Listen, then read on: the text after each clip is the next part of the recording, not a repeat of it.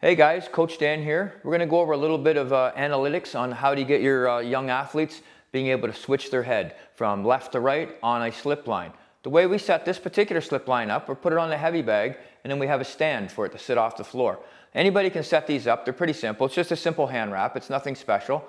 So what you're looking for here, we're going to have Connor just simply move a little wee bit, and he's just going to slip to this side of the bag, or this side of the slip line. As he slips through, he's going to tuck his head. You want to gauge this so that this is a little bit high for Connor. It could be sitting primarily about his ear level. But for now, you'll get the general gist of what we're doing. You want to make sure that your athletes are actually bending at the knee, a little bit of waist, but not a lot. You don't want them to bend forward at the waist too much, especially if it's kickboxing, because they're going to get kneed in the face or kicked in the face. If it's boxing, you have a much better ability to potentially bend at your waist. So Connor's going to be here. He's going to keep this hand up nice and high so that one is be able to split the thing. So we're going to slide over now and come out to the outside. So when we're doing this, he's going to come back to this side now. He's going to have the availability to throw that punch. And you want it to be fairly close to the line. Why? Well, this line is supposed to represent either their fist or even potentially represent the center line of the other opponent.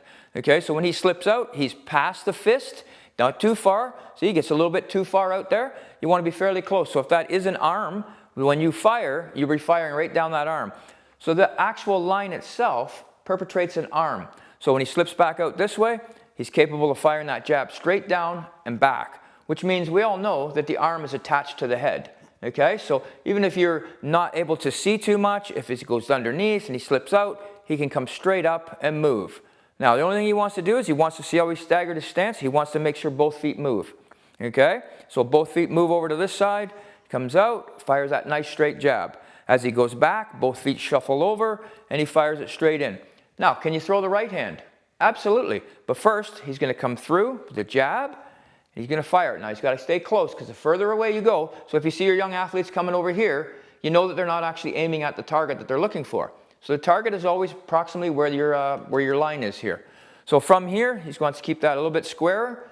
So when he slips underneath again, he's going to throw the right hand now, and it'll go right down. So keep that nice and tight, bring it under, and bring it down. So keep it in there, good form, bringing it back. Okay, come it back. And bring that jab out, again, staying here, chin stays in. So look at the shoulder. When the shoulder is covering the chin, you know that you've got good coverage. The right elbow, nice and tucked, it's on the ribs. If it's sitting off the ribs, it's going to get driven in and hurt them. Okay, so you keep it nice and tight here. If he knows that there's a high kick coming, he has the availability to pull up a little bit. If he knows it's a low kick coming, he has the availability to tilt a little bit, not too much, just on the legs, and then he has opportunities. So when he's slipping again, he's keeping that tight, slips over, the right hand comes through, bring your elbows in a little bit, nice and straight, slip back over, bring it out, good. Now, when we're going to do this, you're going to slip across and you're going to throw your uppercut. So bring it through, go, slip through, and the uppercut. And come back with another uppercut, bang. So what you're doing there is you're slipping inside or outside of the uppercut, so you're going to be on the opposite side of the person. Now, what we're also going to do is we're now going to let him go and throw the uppercut so it's on the inside, this way. So now when he slips across, he's going to slip across and it'll be on the inside. And come back again, it's be on the inside. So what you're doing there is you're splitting the glove. You're slipping the actual fist that's coming at you, and you're being able to punch underneath that glove of your opponent. So do it again, slip across, underneath, come back, underneath. And let's go do it again, two more. Slip under, one, slip under, two. And make sure that when you're coming underneath, you're actually off the side, you're off the center line, and you're coming up underneath their arm and being able to hit. Use the slip line again, gives you a nice visual cue as to where you should be. Approximately this should be around your ear height. Again, it's a little bit tall for Connor, but that's good. So when he slips under, he's just going to throw his jab again, straight down the center. Throw that jab down, make sure both feet slide over. So you don't want your other foot left there. What happens? Somebody will split the center of you and they'll take your back leg out from under you. Or they'll notice that you've stepped too far and they'll kick your front leg. Then you have no recovery ability. So when he's there, he's coming back, slip it back, jab out. Okay, so then he's in a good position. So when he wants to move to the side, he has to push really hard with that rear leg. So push, over, and jab. Okay, bring it back, push. So if he's moving to his left, he has to push with the right leg. On his way back, he has to push with the left leg. Okay, and maintain this dominance where the hand is. Hand up nice and high, chin tucked. So go back under, slip it through, nice good jab, chin in, stay focused on your feet, drive it back across.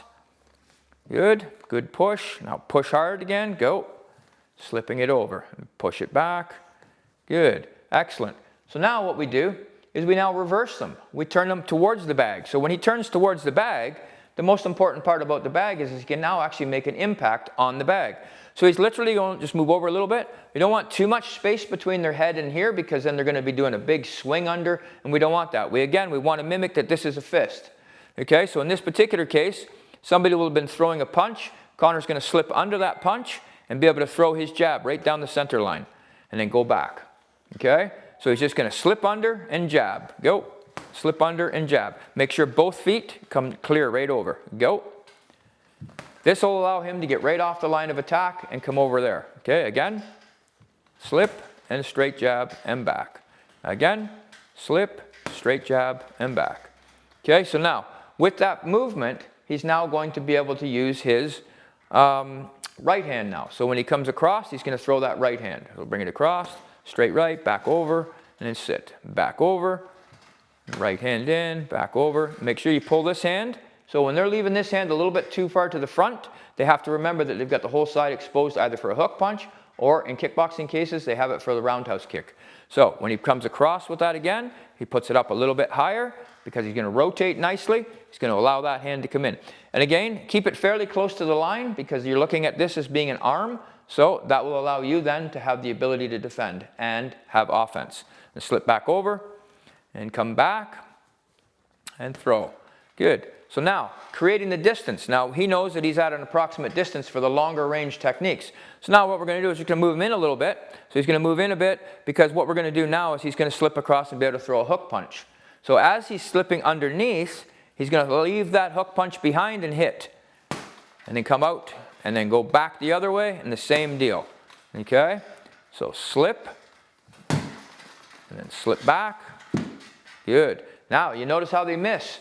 Nothing wrong with that. So here's the key part. When they miss, what should they be trying to do? As soon as they slip off the bag or anything else, especially if the bag gets greasy and you're sweating on it, you slip off that bag, you should immediately tuck in, get your hands back up for a defense. Because that could be exactly what happens in an actual sparring match. So don't ever worry about them slipping or missing or anything else. They're going to. But the big thing is correct them in a way that's going to allow them to progress forward. Okay, so come back in, and again, gauge that distance, let it come out, swing it back over, good, back over, nice. Now shorten that hook up and really dig it in so you can rip that hook back towards your head like you're stirring a pot. Yes, better. Come back, better. Back over, there you go, back in, good. So now what we're going to do, just as an example, Connor's going to be stuck on the bag. He's going to be right on the bag here. So his hands are going to be up. He's stuck there. He can't go anywhere, but he's still, again, he's a little bit tall for this. So I'm just going to move this strap down just a little wee bit so you get a bit more of an idea. Okay, so now he knows that his head is pretty much where the opponent's head is. So if he wishes to be able to move, he definitely has to tuck under the opponent and put his head out on the opposite side. Okay, and then he's going to come back and then back out. And come back in, back out. Okay? So, when he does that, face the camera, that is allowing him then to make sure that his head is totally, it's already here, it's against the other person's head. It's allowing him to bob down, straight up, and be on the opposite side. Bob down, straight up, be on the opposite side. Now, he technically doesn't even have to move his feet here if he moves his head. So just move the head, 1, 2. So he can actually stay right in the pocket, right when he's on top of the person. Staying right in the pocket and right in the pocket. So he's basically moving his head off the line of attack. Okay, so when he's facing that bag again, he's going to put his shoulder right onto that bag where he's pressed into it, and his hands are going to be up. He's just going to slip under the thing, come to the outside, and then come back each time. You're going to do about 4 of them. Keep that hand up. Yeah, if you can keep this hand so that it's on the outside here, then you're rocking. And turn those hips in.